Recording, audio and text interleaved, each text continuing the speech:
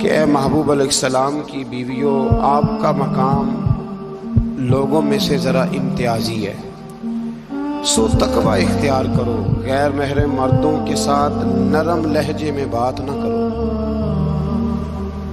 نرم لہجے میں غیر محرم کے ساتھ بات، بس اپنے کام کی بات کرو، اور وہ بھی اس طرح بات کرو جس طرح بے رخی سے ہوتی ہے۔ عورتیں نرم لہجوں کے ساتھ غیر محرموں کے ساتھ گفتگو نہ کرو۔ اور پھر ارشاد فرمایا جا رہا ہے کہ ضرورت کے مطابق بات کرو، زیادہ بات بھی نہ کرو، اپنے گھروں میں رہو اور زمانہ جاہلیت کی طرح زیب و زینت کی نمائش نہ کرو، نماز اور زکوٰۃ، اللہ اور اس کے رسول صلی اللہ علیہ وسلم کی اطاعت پر کاربند رہو، اور جو ایسا کریں گی تو ان کو دوہرا اجر ملے گا، اور ان کے لیے آخرت میں عزت کی روزی کا مقام ہے، روزی کا اہتمام ہے۔ اسی مقام پر اللہ کریم نے فرمایا انما یرید اللہ لیذھب عنکم الرجس اہل البیت ویطہرکم تطہیرا۔ فرمایا اللہ تو یہی چاہتا ہے اے نبی کے گھر والوں کہ تم سے ہر ناپاکی دور کر کے تمہیں صاف ستھرا کر دے۔ فرمایا اللہ تو یہی چاہتا ہے کہ تم سے ہر ناپاکی دور کر کے تمہیں، پیچھے کس کا ذکر ہو رہا تھا؟ ازواج مطہرات کا، نبی پاک علیہ السلام کی۔ تو یہ ذکر ہی، یہ آیت تذکرہ ہی ازواج کے تذکرے میں آیا۔ بہت سارے لوگ کہتے ہیں اہل بیت میں بیویاں شامل ہی نہیں، یہ صرف حضور علیہ السلام کہ وہ اہل بیت ہیں جو حضرت علی، سیدہ فاطمہ اور ان کی اولاد ہے۔ وہ خدا کے بندے، جب آپ سے پوچھا جاتا ہے گھر والوں کا کیا حال ہے تو بیویاں مراد ہوتی ہیں کہ نہیں؟ جب پوچھا جاتا ہے کہ گھر والوں کا کیا حال ہے، صرف بچے مراد ہوتے ہیں کہ بیوی بھی مراد ہوتی ہے؟ تو یہ عجیب فلسفہ ہے کہ یہاں لوگ کیا کرتے ہیں، کہتے ہیں صرف اہل بیت سے حضور صلی اللہ علیہ وسلم کے اولاد مراد ہے، بیویاں مراد نہیں۔ تو یہ سرے سے بات ہی درست نہیں ہے۔ جب اہل بیت کی بات ہوگی تو حضور کی ساری ازواج اہل بیت میں شامل، یہ سمجھ لے بات، چونکہ یہاں تذکرہ ہی ازواج مطہرات کا چلا آ رہا ہے۔ پھر اس سے آگے آیت نمبر 35 میں مومن مردوں اور عورتوں کی اکٹھی صفات کا بیان ہے۔ اللہ تبارک و تعالی نے فرمایا کہ مومن مرد اطاعت شعار ہوتے ہیں، صداقت شعار ہوتے ہیں، صبر و رضا کا پیکر ہوتے ہیں، ان کے دل اللہ کے حضور عجز اور تواضع کے خوگر ہوتے ہیں، وہ صدقات دینے والے ہوتے ہیں، روزے دار ہوتے ہیں، اپنی حیا اور عزت کی حفاظت کرنے والے ہوتے ہیں، اور اللہ کا کثرت سے ذکر کرنے والے ہوتے ہیں، اور ان کے لیے اللہ نے بخشش اور اجر عظیم کی نعمتیں تیار کی ہوئی۔ پھر آیت نمبر 36 میں فرمایا نہ کسی مومن مرد اور نہ کسی مومن عورت کے لیے یہ جائز ہے کہ جب اللہ اور اس کا رسول کو فیصلہ فرما دیں تو ان کے لیے اپنے اس کام میں کوئی اختیار رہ جائے۔ اس آیت کی تھوڑی تفسیر ضروری ہے، اس کی تھوڑی تفسیر کر دیتا ہوں۔ ہوا یہ تھا کہ نبی کریم علیہ الصلوۃ والسلام نے اپنے ایک غلام کے ساتھ اپنی ایک عزیزہ جو حضور کی رشتہ دار بنتی تھی، حضرت زینب بنت جہش، ان کا نکاح کرنا چاہا، پیغام نکاح بھیجا۔ انہوں نے کہا جی ہم قریشی خاندان سے ہیں اور یہ غلام ہے تو اس کو کیسے رشتہ دے دیں، حالانکہ حضور نے پیغام بھیجا تھا، اتنے بڑے ہم ہو کے تو ایک غلام کو رشتہ دے دے۔ تو اللہ نے حکم دے دیا، فرمایا جب رب رسول حکم دے تو تمہیں اختیار ہی کوئی نہیں۔ اور جب یہ آیت نازل ہوئی تو وہ حضرت زینب بنت جہش کے گھر والے خود حاضر ہوئے، عرض کی حضور جہاں آپ کا دل کرتا ہے آپ بچی کا رشتہ فرما دیں، ہم اللہ رسول کے حکم کے آگے بات نہیں کر سکتے۔ آج بھی آپ دیکھ لیں، برادری پہلے اور دین معاذ اللہ بعد میں۔ برادری پہلے، بھائی شادی پہ کوئی بےہودہ حرکت نہ کرنا تو کہتے میری برادری نہیں مانتی۔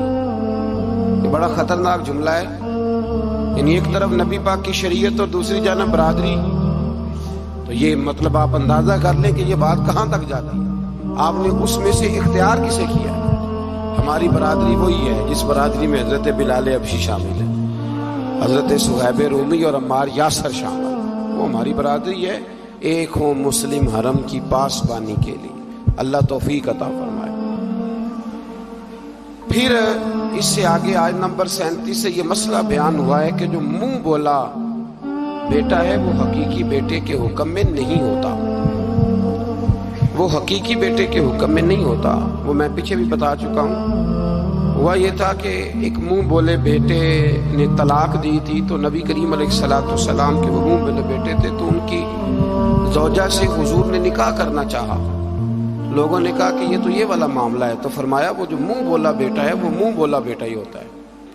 مجھ سے ایک دفعہ ایک دوست نے سوال پوچھا تھا کہ منہ بولی جو بہن ہوتی ہے تو بھئی وہ غیر محرم ہوتی ہے، منہ بولی بہن غیر، منہ بولی ماں جو ہوتی ہے نا، ایک تو یہ ہے کہ وہ کہولا کی عمر کو پہنچ جائے، اس نے بچہ چھوٹا سا لے کے پالا ہو، وہ معاملہ اور ہے۔ لیکن ہمارے ہاں جس طرح رشتے نہیں بن جاتے، جو اصل بہن ہوتی ہے اس کا پتہ ہی کوئی نہیں۔ بھائی جس کو اللہ رسول نے تیری بہن بنایا تجھے وہ پسند کیوں نہیں، اور جس کو رب کریم نے تیرے لیے رشتہ بنایا ہے تجھے وہ رشتہ قبول کیوں نہیں۔ اللہ تبارک و تعالی حقیقی مفہوم کی طرف ہماری توجہ لگائے، اسی میں ہمارا فائدہ ہے۔ تو پھر اسی طرح آیت نمبر 40 میں اللہ تبارک و تعالی نے وہ عظیم بات ارشاد فرمائی جس کی طرف امت کی توجہ ہونا بڑی ضروری ہے۔ فرمایا ما کان محمد ابا احد من رجالکم ولکن رسول اللہ وخاتم النبیین۔ فرمایا محمد صلی اللہ علیہ وسلم مردوں میں سے کسی کے باپ نہیں، ہاں اللہ کے رسول ہیں اور نبوت کو ختم کرنے والے ہیں، خاتم النبیین ہیں۔ حضور نے فرمایا میں آخری نبی ہوں، میرے بعد کوئی نبی ضرورت بھی کوئی نہیں، اس لیے کہ میرے نبی نے کمی چھوڑی کوئی نہیں، ضرورت ہی کوئی نہیں، حاجت ہی کوئی نہیں، ضرورت ہی کوئی نہیں۔ بلا وجہ بعض لوگوں کو اللہ تبارک و تعالیٰ معاف کرے روٹی پیٹ بھر کے کھانے کو نہیں ملتی تو نبوت کا دعویٰ کر دیتے ہیں، اور عجیب و غریب قسم کے لوگ ہیں جو میدان میں آ نکلتے ہیں۔ اور مجھے تو ان لوگوں کی سمجھ نہیں آتی جو دلیلیں پوچھتے ہیں اور پھر بعد میں کہانیاں سناتے ہیں۔ تو بھائی حضور آخری نبی ہے، رسول کریم کے بعد کوئی نبی آ سکتا؟ ایک بات کو سمجھیں، حضور کا تاج ہے ختم نبوت، یہ نبی پاک کی نشست ہے ختم نبوت، یعنی نبی ختم ہو گئے تو آخری نشست پہ حضور بیٹھے ہیں۔ تو اب جو کہتا ہے کہ میں نے بھی بیٹھنا ہے تو بے ادبی کرتا ہے کہ نہیں کرتا؟ اس لیے قادیانی اتنے برے ہیں، ان سے مسلمان اس لیے بیزار رہتے ہیں کہ وہ بہت بڑی بے ادبی کرتے ہیں۔ وہ نبی کریم علیہ السلام کے بعد کسی کو ذلی اور کسی کو بروزی نبی مانتے ہیں۔ بھائی رسول کریم پر نبوت ختم ہو گئی، اور نبی کریم علیہ السلام فرماتے ہیں میرے بعد کوئی نبی، فرمایا اگر کوئی ہو سکتا ہوتا نا تو خطاب کا بیٹا عمر ہوتا، جن میں صفتیں ہیں لیکن جو ہو سکتے تھے جب وہ نہیں ہوئے، جو ہو سکتے تھے تو ایک کانا آدمی، وہ کانا تھا مرزا، ایک آنکھ سے کانا تھا، اور عجیب اس کے باتیں تھیں، بڑے بڑے عجیب اس کو امراض تھے، اس نے اٹھ کے دعویٰ کر دیا۔ تو بڑے بڑے عجیب لوگ ہیں نا، ماننے والے تو شیطان کو بھی مانتے جاتے ہیں، معاذ، ماننے والے تو سب کو مل جاتے ہیں۔ اللہ تبارک و تعالی ہمیشہ حق پر استقامت عطا فرمائے۔ پھر اس سے آگے نبی کریم صلی اللہ علیہ وسلم کی کچھ اور صفات کا بیان ہے۔ اللہ کریم نے فرمایا یا ایھا النبی انا ارسلناک شاہدا ومبشرا ونذیرا، اے محبوب بے شک ہم نے آپ کو بھیجا ہے گواہ بنا کر، خوشخبری دینے والا بنا کر، ڈر سنانے والا بنا کر، وداعیا الی اللہ باذنہ، اور ہم نے آپ کو اللہ کی طرف بلانے والا بنا کے بھیجا ہے، وہ بھی اللہ کے حکم سے، وسراجا منیرا، اور ہم نے آپ کو چمکتا ہوا آفتاب بنا کے بھیجا ہے۔ تو نبی کریم علیہ السلام کو اللہ نے یہ صفات عطا فرمائی ہے، شانیں عطا فرمائی ہے۔ ایک بات آپ یہاں رک کے ذرا سوچئے گا، کچھ لوگ کہتے ہیں کہ شان مصطفیٰ کا جلسہ کرنے کی کیا ضرورت ہے، معراج مصطفیٰ، میلاد مصطفیٰ، آپ سیدھا سیدھا نماز روزے کی بات بتائیں، شان بیان کرنا کیوں ضروری ہے؟ یہ بہت بڑا مسئلہ ہے۔ بعض لوگ کہتے ہیں جی آپ سیدھا سیدھا کہیں کہ حضور نے فرمایا سچ بولو، کھری بات کرو اور دیانتدار، یہ آپ کیا، حضور شان بڑی تھی، عظمت بڑی تھی، تو بھائی ان آیات میں اللہ کیا بیان کر رہا ہے؟ کہ میرا محبوب نذیر بھی ہے، بشیر بھی ہے، سراج منیر بھی ہے، یہ ساری صفتیں اللہ نے قرآن میں بیان کی، اور ایک جگہ پہ نہیں، درجنوں جگہ پہ واضح آیات میں۔ ویسے تو سارا ہی قرآن حضور کی تعریف ہے، اور یہ میں نہیں کہہ رہا، یہ حضرت عائشہ صدیقہ فرماتی، کان خلقہ القرآن، فرمایا اگر تم نے حضور علیہ السلام کے اخلاق دیکھنے ہو تو قرآن پڑھ لو۔ تو اس لیے یہ عظمتوں اور شانوں کا بیان یہ طریقہ ہے، یہ مسلمان کی روح کی غذا ہے۔ اللہ ہمیں سمجھنے کی توفیق عطا فرمائے۔ پھر آیت نمبر 53 سے نبی پاک علیہ السلام کی بارگاہ کے آداب بیان ہوئے کہ بغیر اجازت نبی کے گھر میں داخل نہ ہو، دعوت طعام ہو تو کھانا کھا کے منتشر ہو جاؤ۔ کھانا کھا لیا تو اب ہوا یہ کہ حضور نے دعوت پکائی کچھ صحابہ کی، تو کھانا کھا کے بیٹھ گئے گپ شپ کرنے کے لیے۔ تو محبوب کریم نے ایک دو دفعہ دیکھا کہ اب یہ جائیں، حضور نے آرام کرنا تھا، لیکن کچھ لوگ بیٹھ گئے تو اللہ کریم نے فرمایا جب کھا لیا ہے نا اب جاؤ منتشر ہو جاؤ۔ گویا رب کریم اپنے محبوب کے دربار کے آداب بیان فرماتا ہے، اللہ بیان فرماتا ہے۔ اللہ اکبر۔ نبی کی بیویوں سے کوئی چیز مانگو تو پردے کے پیچھے سے مانگو۔ نبی کی بیویوں سے آپ کی رحلت کے بعد دائمی طور پر مسلمانوں کا نکاح ممنوع ہے۔ اپنے کسی بھی عمل سے اللہ اور اس کے رسول صلی اللہ علیہ وسلم کو تکلیف نہ دو۔ شان رسالت میں عظیم ترین آیت ہے آیت نمبر 56، بڑی عظیم آیت، کون سی بلا؟ ان اللہ وملائکتہ، فرمایا بے شک اللہ اور اس کے فرشتے یصلون علی النبی، نبی کریم پر درود بھیجتے ہیں۔ اللہ بھی بھیجتا ہے، اللہ کے فرشتے بھی درود پڑھتے ہیں۔ یا ایھا الذین آمنوا صلوا علیہ وسلموا تسلیما، اے ایمان والو تم بھی نبی پاک پر درود پڑھو اور خوب سلام پڑھو۔ تو یہ آیت مبارکہ نازل ہوئی کہ اور حضور صلی اللہ علیہ وسلم نے فرمایا اگر تم مجھ پر ایک بار درود پڑھو گے تو اللہ تم پہ 10 رحمتیں فرمائے گا، اور تمہارے 10 گناہ معاف کر دے گا، اور تمہارے 10 درجے اللہ بلند فرما دے گا۔ ایک بار درود شریف کو وظیفہ بنائیں، پابندی سے پڑھا کریں، پابندی سے۔ میں نے اپنے بزرگوں کو دیکھا ہے کچھ کام کرتے، کبھی کبھی مجھے لگتا ہے کہ وہ کام آج بھی بڑے ضروری ہیں، بڑے ضروری۔ بزرگ یہ کیا کرتے تھے کہ وہ نا اپنی ریل رکھتے تھے، اپنا مصلی بچھاتے تھے مسجد میں آ کے، اور اپنی تسبیح سائیڈ پہ رکھ لیتے تھے صبح کے وقت، اور روزے نہیں ہوتے تھے تو پانی کا پیالہ بھی ساتھ ہوتا تھا، کچھ دیر قرآن پاک پڑھنا، اپنا مصلی بچھایا، پھر اس کے ساتھ کچھ دیر تسبیح پڑھنی، پھر پانی پہ پھونک مارنی، پھر اس کو پینا۔ مجھے لگتا ہے یہ اہتمام ہے عبادت کا۔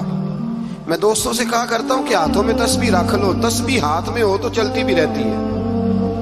تو یہ چھوڑ دیں، لوگ کیا کہیں گے، بہانہ کریں گے، دنیا کہے گی یہ بابا تسبیح ہو گیا، تو کہنے دو، تسبیح ہو تو تسبیح چلتی بھی۔ سمجھ آ گئی یہ بات کی؟ تو اہتمام کریں، یہ 20 منٹ 10 منٹ مصلی پہ بیٹھ کے درود شریف پڑھیں۔ ہمیں موقع مل جائے تو ہم پڑھ لیتے، کچھ کہتے میں گاڑی چلاتے چلاتے پڑھتا ہوں۔ میں نے کہا یہ سارے طریقے ٹھیک ہیں، پر میری رائے یہ ہے کہ مصلی بچھا کے، خوشبو لگا کے، اچھے کپڑے پہن کے، مدینے کی طرف منہ کر کے، یعنی حضور کی بارگاہ میں سلام عرض کرنا ہے نا جی، حضور کی بارگاہ میں، تو پھر پورے اہتمام سے سلام پڑھیں۔ اللہ توفیق عطا فرمائے۔ آیت نمبر 60 سے 61 میں منافقین اور فاسقین اور جن کے دلوں میں عداوت مصطفیٰ صلی اللہ علیہ وسلم کا روگ ہے اور مدینے میں جھوٹی افواہیں پھیلانے والوں کو خبردار کیا گیا کہ اگر وہ اپنی حرکتوں سے باز نہ آئے تو انہیں مدینے میں رہنے نہیں دیا جائے گا، اور یہ بھی کہا گیا کہ یہ لوگ لعنتی ہیں اور جہاں بھی پائے جائیں انہیں چن چن کر قتل کر دیا جائے، اس لیے کہ یہ حضور کے بارے میں دل میں منافقت رکھتے ہیں۔ پھر آگے سورہ سبا شروع ہوتی ہے۔ اس سورت کی آیت نمبر 9 میں دشمنان رسول صلی اللہ علیہ وسلم کے لیے عبرتناک عذاب کی وعید ہے۔ آیت نمبر 10 سے حضرت داؤد علیہ السلام کے معجزات کا ذکر ہے کہ انہیں یہ فضیلت دی گئی کہ پہاڑ اور پرندے ان کے ساتھ تسبیح کرتے تھے۔ حضرت داؤد تسبیح کرتے تو پہاڑ بھی تسبیح کرتے، پرندے بھی۔ داتا علی جوہری نے ایک بات لکھی ہے، کہتے ہیں کہ حضرت حبیب بن اسلم رائی تھے، داتا صاحب نے 1000 سال پہلے لکھا ہے۔ وہ کسی سے ملتے نہیں تھے، دوپہر کے وقت بکریاں لے کے جنگل میں چلے جاتے، ملتے نہیں۔ ایک بندہ بڑی دور سے آیا، کہنے لگا میں نے ملنے ہیں۔ انہوں نے کہا بابا اس ٹائم نہیں ملتا۔ کہنے لگے اللہ کا بندہ ہے نا، تھوڑا ناراض ہی ہو جائے گا نا، چلا جاتا۔ کہتے میں پہاڑ کے پیچھے گیا تو میں نے عجیب نظارہ دیکھا کہ بابا جی مصلی پہ بیٹھے ہیں اور ایک بھیڑیا ان کی بکریاں چرا رہا ہے. بھیڑیا وہ کھایا کرتا تھا آج چرا رہا. کہتے ہیں بڑا حیران ہوا. بابا جی کہنے لگے اس وقت کیوں آئے ہو؟ تو میں نے کہا حضور اگر آئے گیا ہوں تو مہربانی کریں. میں نے فوراً کہا یہ بھیڑیا بکریاں چرا رہا ہے. فرمانے لگے جب سے میں نے رب سے صلح کر لیا نا ساری مخلوق کی مجھ سے صلح ہو گئی. ساری مخلوق کی صلح ہو گئی. تو کہتے ہیں میرے دل میں خیال آیا کہ پتہ نہیں بابا کچھ کھلائے پلائے گا بھی کہ نہیں. تو کہتے ہیں لکڑی کا پیالہ پہاڑ کے نیچے رکھا تو وہ شہد سے بھر گیا. پھر میں نے وہ پیا دوبارہ رکھا تو دودھ سے بھر گیا. پھر تیسری دفعہ رکھا تو وہ پانی سے بھر گیا. تو کہتے ہیں کہ میں بڑا حیران ہوا. تو کہنے لگے حیرانگی والی کون سی بات ہے؟ اگر بنی اسرائیل کے نبی دعا کریں اپنی نافرمان قوم کے لیے تو اللہ انہیں پہاڑوں سے پانی دے دیتا ہے. میں تو محمد عربی کا وفادار غلام ہوں, مجھے نہیں اللہ عطا کرے گا. یہ میں ساتھ ساتھ بزرگوں کی باتیں اس لیے کرتا ہوں جب بنی اسرائیل کا ذکر آتا ہے کہ میرے نبی پاک نے فرمایا علماء امتی کا انبیاء بنی اسرائیل.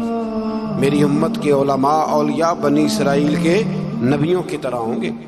تو حضرت داؤد علیہ السلام کے ساتھ پرندے اور پہاڑ تسبیح کرتے تھے. لوہا ان کے لیے نرم کر دیا گیا تھا اور وہ زرہیں بناتے تھے اور باندھنے کے لیے ان میں کڑیاں بھی ڈالتے. اسی طرح سلیمان علیہ السلام کے معجزات کا ذکر ہے کہ ہوا ان کے تخت کو تیز رفتاری کے ساتھ اڑا کر لے جاتی تھی اور اللہ تبارک و تعالیٰ کے حکم اور اذن سے جنات بھی ان کا حکم مانتے تھے. جنات بھی ان کا حکم. اور اس میں ایک واقعے کی طرف بھی اشارہ ہے. وہ ہوا یوں کہ حضرت سلیمان علیہ السلام نے نا بیت المقدس بنانی شروع کی تو ڈیوٹی جنوں کی لگا دی. فرمایا چلو بناؤ. یہ قرآن مجید میں ذکر ہے. حضرت سلیمان علیہ السلام نے جنوں کی ڈیوٹی لگائی تو پتا تھا آپ کو کہ میرا وقت بھی قریب ہے. بعض محدثین نے لکھا ہے کہ یہ 12-15 سال کی عمر میں یا 20 سال کی عمر میں بادشاہ بن گئے تھے. بڑی تھوڑی عمر. تو ان کو پتا تھا میرا وقت قریب ہے.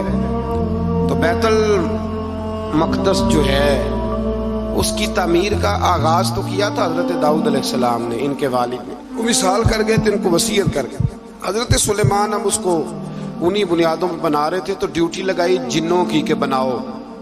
پتا تھا میرا وقت قریب ہے تو عرض کرنے لگے مالک اگر میں دنیا سے چلا بھی جاؤں تو ان سے پوشیدہ رکھنا. چلا بھی جاؤں تو ان سے پوشیدہ رکھنا, جنوں سے. میں پردہ کر گیا ہوں. تو اپنی لاٹھی پر ٹیک لگا کے کھڑے ہو گئے. جن کام کرتے رہے, وہ کرتے ہی رہے. ان کو پتا تھا کہ حضرت سلیمان کھڑے ہیں, ذرا بھی حرکت کی نا تو ناراض ہو جائے.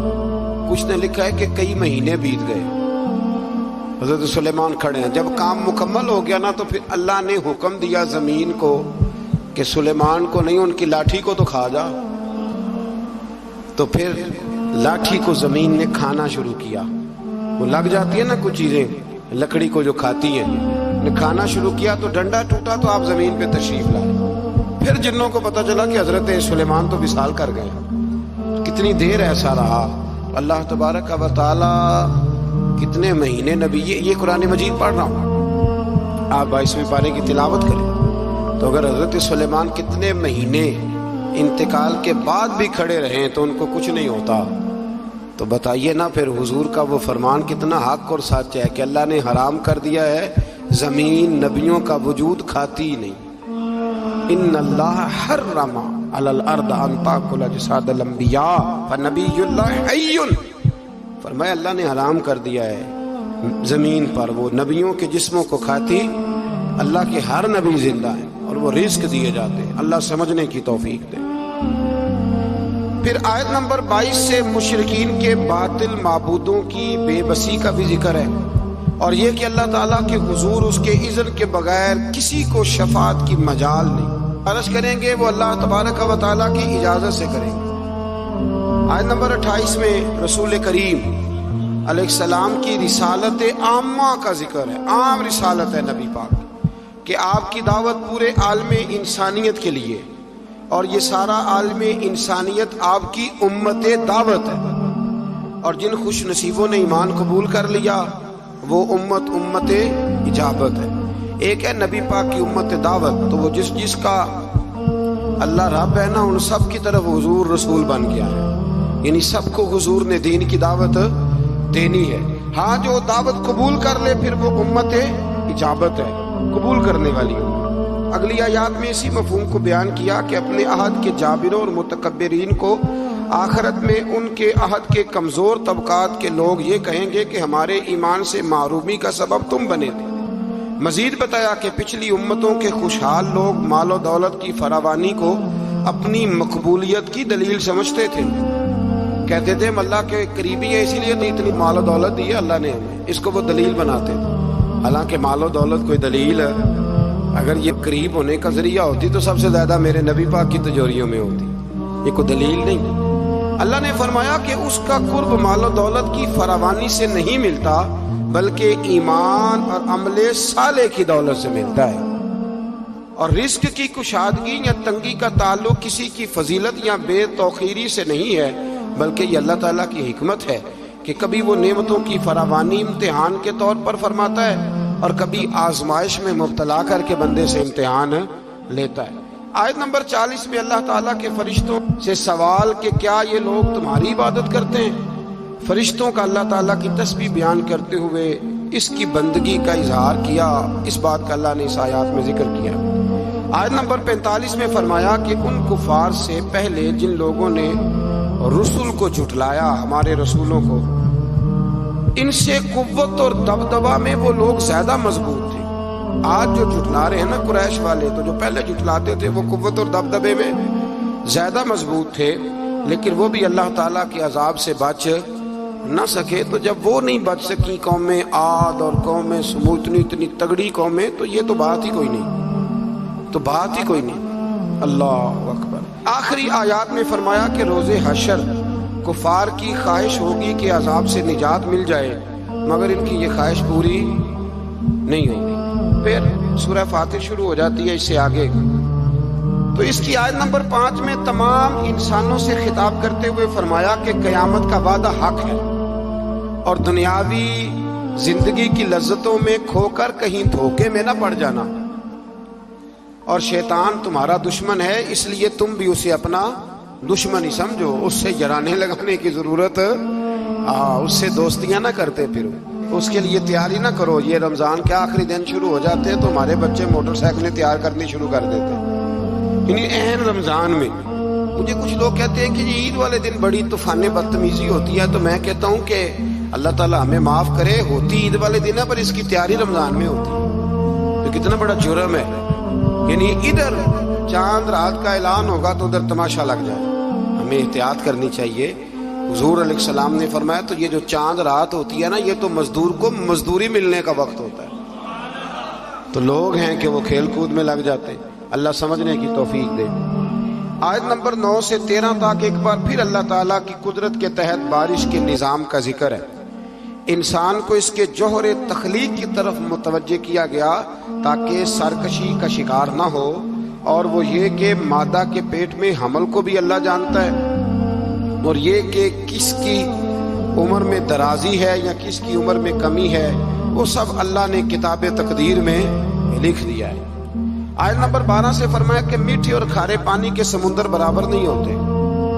میٹھے اور کھارے پانی کے سمندر برابر نہیں ہوتے، لیکن فرمایا سب سمندروں سے تمہیں مچھلی کا تازہ گوشت ملتا ہے، پانی جیسا بھی، اور تم ان سے پہننے کے زیور بھی نکالتے ہو، اور کشتیاں پانی کو چیرتی ہوئی چلی جاتی ہیں.